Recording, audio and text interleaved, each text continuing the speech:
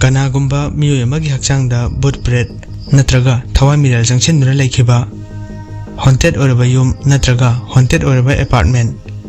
hariba sing asigi matangda tadaba miyoi amata leramgani haiba thajade adubu Rajasthan gi mafam amagi khungang amagi mafam pumba boot bread amadi thawai miral singi yarekpham oiduna leiri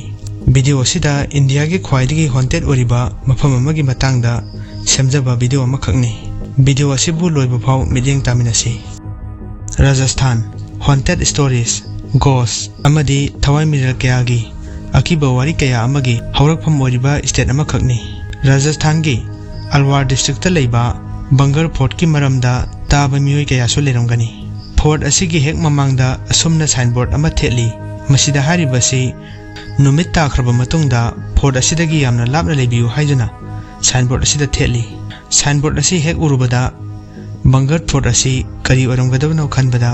aikhoigi wakhalda nipaiba phawhali karigumba angakpa phawdrabadi temple laising amagi maramda amu khangminasi aina hoji haijagadoriba temple asidadi boot bread na miyoibagi hakchangda changsinbadagi boot adubu tanthoknaba hotnabada exorcism gi thawang kaya amasu pangthokli Mehendipur Balaji Temple hariba laisang asi Hindu singgi oiba temple amakhakni temple asi Rajasthan gi Doksa district ta lei maru oina temple asida Hanuman bu latuna khurumnai Hanuman bu Balaji haina su kawi maram asina temple asibusu Balaji temple haina su khangnaribani asumna haina basulei mafam asida kanagumbana lai khurumlabadi miyoi aduda changduna leramba phattaba boot bread adu mathanta thokigani haina aikhoina temple ama hekta da changba taragadi aikhoigi nakongda tagadoriba makhol asi sariki makhol lai sonba mi meyamna wangangnabagi makholni adubu temple asidadi onthokpa mawong haibadani boot na possess tawraba laksan khraba miyoi sing aduna yamna kanna lawbagi akiba makhol khaktani tagadoribasi temple asigi achowa kakhal chamber mari lei ahanbagi chamber ani amadi Lord Hanuman amadi Lord Bhairababu latuna thamli temple asigi aroiba hall asidani possess tawraba miyoi singna makok phere phere haiduna amadi kanna lawduna lei hairi masida sunatana possess tawraba miyoi adubu priest amaiba aduna phuba karigumba kandasu ising asaba haijinba aduga silingda yanduna thambasu yawi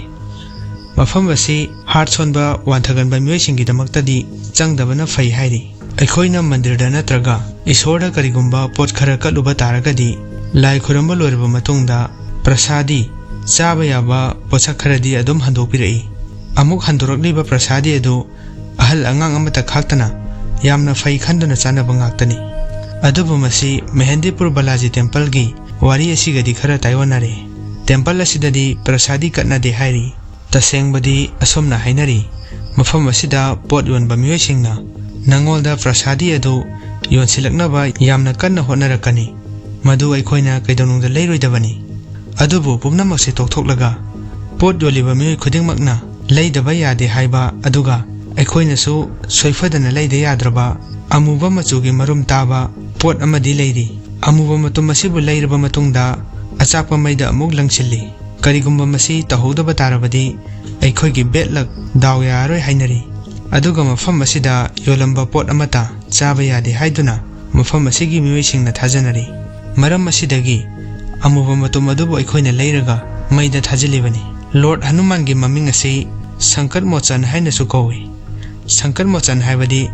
the reliever of problem chimbu ko hanbiba haibani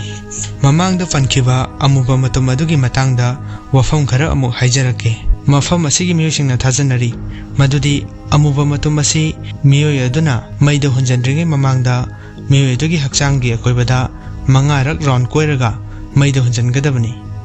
masi tawba sina makhoigi hakchangga akoiba environment ga ajitpa mari thami haiduna thajanari temple asida leringe matamda kanagumbana pirakpa pot amata chanade nangolda yawba ising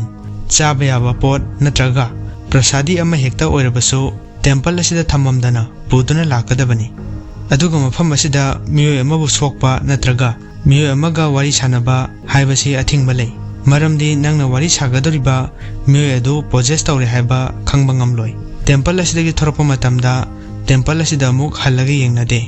Maramdi nangna temple asida amuk mai leiduna yengluba tarabadi nangso amuk possess torokani hairi. Mafam asida leriba miyuisingna asumna pautak piri. Temple asida kuina leibidaba amadi temple asina leriba khungang asi lanthoktringay manungda ising marik amata thakkanu hairi. Mehendipur Balaji Temple da Isor ahum latnari Lord Hanuman, Prithras, amadi Lord Bhairava thajanabagi matungina lai ahum asibu Buddha bread amadi thawai mirega naknaba mari leini hairi. Makhoina temple asida lai khurumlingai matamda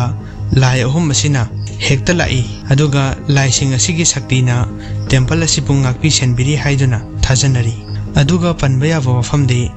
mafam asidagi miyoi kaya amadi black magic hariba asidagi ngakthoktuna kanba ngamkhre. Karigumba adomna Buddha bread thawai mirel amadi supernatural power gi maramda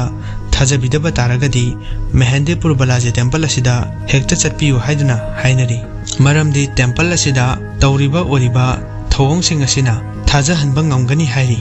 Maram sing asidagi temple asibu India gi maming chalaba temple amakhak ohenba natana Balaji Temple gi wari amasu leiri.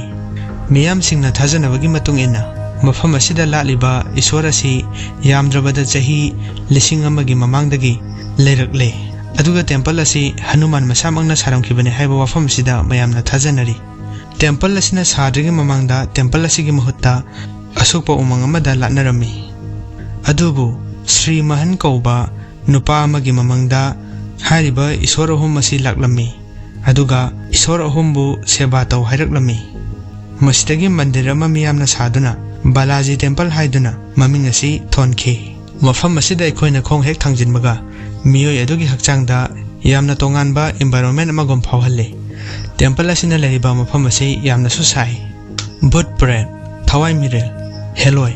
hariba sing asi fiction amadi horror movie singna aikoigi wakhalda ningsinghalli akiba pokhalli. Film ki warisi nakal amada thamkhraga Buddha bread amadi thawai miregi wari asidi chawkhale hariba mafam sing asidasu loina leinariba yanaraba wafamne. Aikhoigi country asigi miyam singi maraktasu asigumba pot sing asi lei haibasi chena thajane. Religion dharma kayagi maraktasu miyoibada possess tawba ngammi haina thajane. Khudam oina Bible gi part kharada asomna achumba khare iri. Jesus Christ na demon singi spirit bu tanthoknaba exorcism gi thawong asi haudorakhibani. Scientist kaya amanadi masi aikhogi wakhalna ohenbani asengba amata natte haiduna thajanade. Adubu scientist khara amanadi masi soiduna leigani aduga masi science ki marumda jatharakpa thawong oigani hairi. Adubu hariba thawong sing asi science na su explain tawba ngamde. Hariba wafam sing asida adongi mot kari leibage haibadu comment section da haibiramo. Amadi adom da thokpa haunted story lerabasu share tawbirao.